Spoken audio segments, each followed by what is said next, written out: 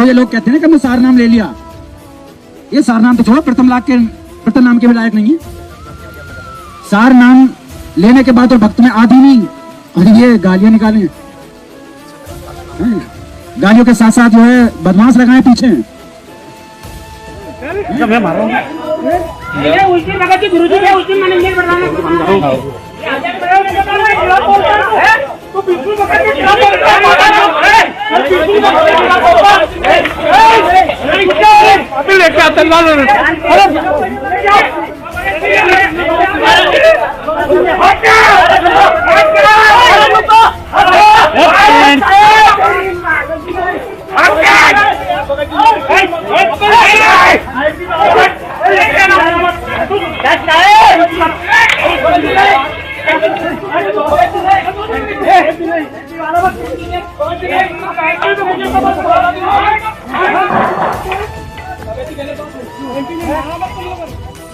सार नाम इब्राहिम सुल्तान अधम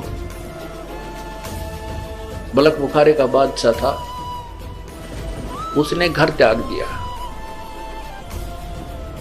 परमात्मा ने कहा था बेटा जा बेशक तो अपना राज्य भी कर, भक्ति कर। तो उसने कहा नहीं पिता, नहीं परमात्मा, अब तो बच्चे संभाल लेंगे, वो सियाने हो गए, अब उस नरक में नहीं जाया जा सकता, और मुझे अपनी लकड़ी तोड़ कर बेच करके मैं अपना व्यवस्था कर लूंगा। करना तो पड़ेगा काम, लेकिन यहाँ कर लूंगा, अपनी मजदूरी करके अपना पेट निर्वाह करके अपनी भक्ति करता रहूंगा। तो उसने ऐसा ही कि एक झोपड़ी डाल ली, जंगल में लकड़ी तोड़ लिया, बेच आओ बाजार में, और बैठ कर अपना 5-4 दिन कुंद खा ले, फिर एक दिन एक इठड़ी एक बंडल फिर तोड़ के डाल दिया। इस तरह अपनी भक्ति कर रहा था। प्रथम मंत्र दिया, फिर सतनाम दिया प्रभु ने, फिर सार नाम के लिए, क्योंकि सत्संग में सुनता रहता था, फिर कहा भाई सार दिया जाएगा, सार नाम के बिना मोक्ष नहीं हो सकता। तो वो सार नाम के लिए प्रार्थना करता था, प्रभु आपका दास सार नाम के योग्य हो गया हो तो देख ला प्रभु, कृपा करना, आपके दास पर बहुत अधीन हो गया था। परमात्मा ने कहा भी अवश्य बेटा, नाम जब तुम योग्य हो जाएगा अवश्य नाम देंगे। तो एक दिन प्रभु ने कहा भी तुमको सार नाम दिया जाएगा, आप ऐसे ऐसे उस दिन वहां आना हमारे पास आश्रम में, या जैसे भी कोई स्थान निहित किया।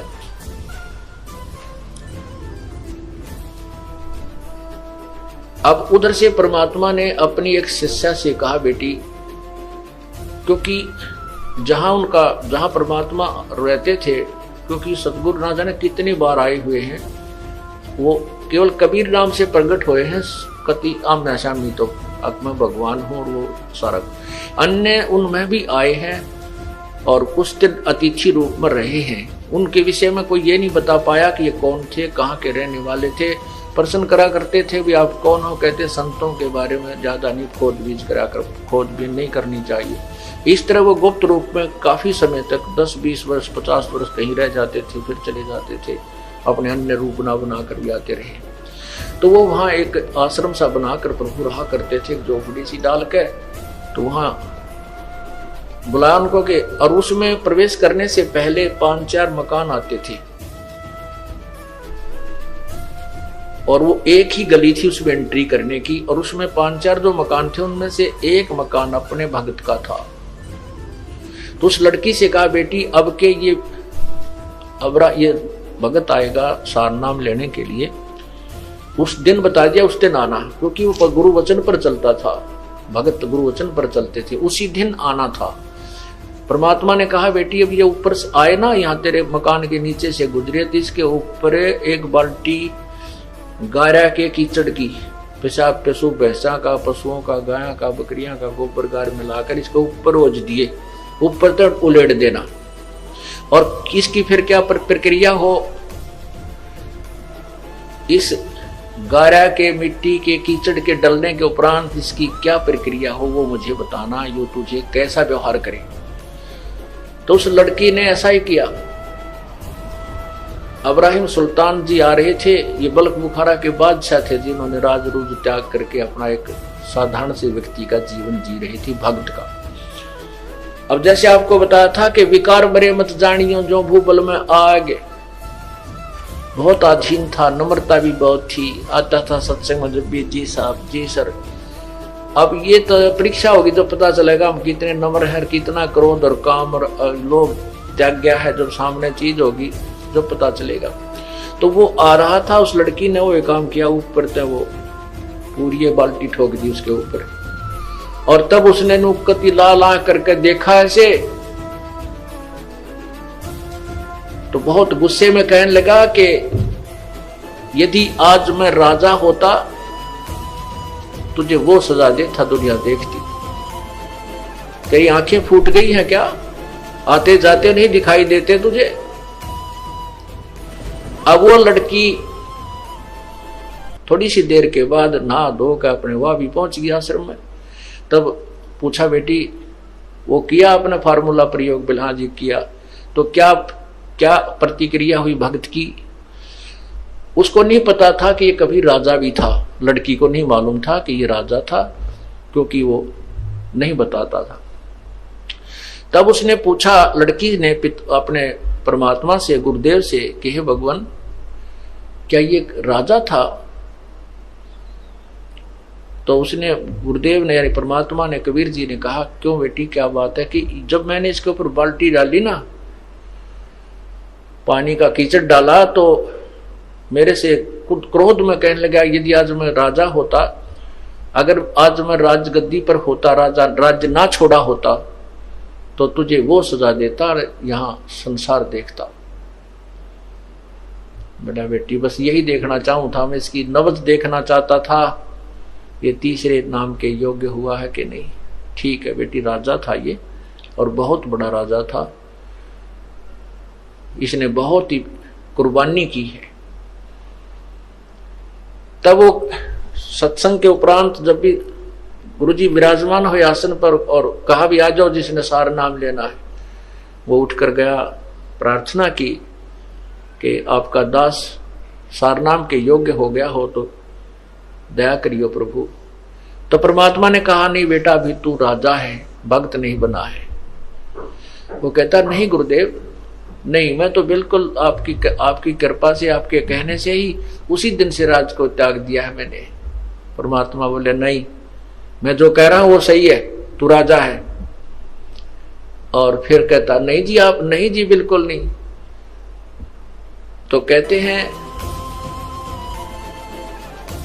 गुरु के सम्मुख वचन नहीं कहे, सोच रहनी गहनी सुख ले। यह भी उसकी कमजोरी थी, ये कहना कि नहीं जी नहीं जी। जो गुरु जी कहे, कहा जी जरूर, कोई उसको गहराई से सोचे कहां बोल रहे हैं संत। तो परमात्मा ने कहा, जा बेटा, 1 वर्ष के बाद उस दिन आना, 10 ज्यादा नहीं। तो वो चला गया।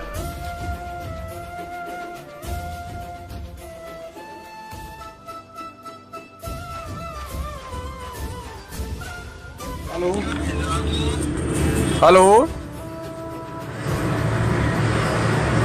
हेलो। हाँ लिया, हेलो। हाँ जी, कौन बोल रहे हो? कौन बोल रहे हो? कौन बोल रहे हैं? तेरा बाप बोल रहा हूँ। तेरे सारे रिप तो छोड़ दिया था, नहीं छोड़ने का तुझे, ध्यान रखिए, कब तेरे दिमाग में क्रॉस फहमी हो।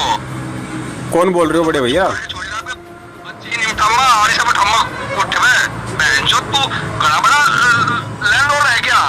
अरे यार, गाड़ी थोड़ी निकालते हो भाई साहब ऐसे। नहीं गाड़ी नहीं निकालते, तू ये काम क्यों कर रहा तू?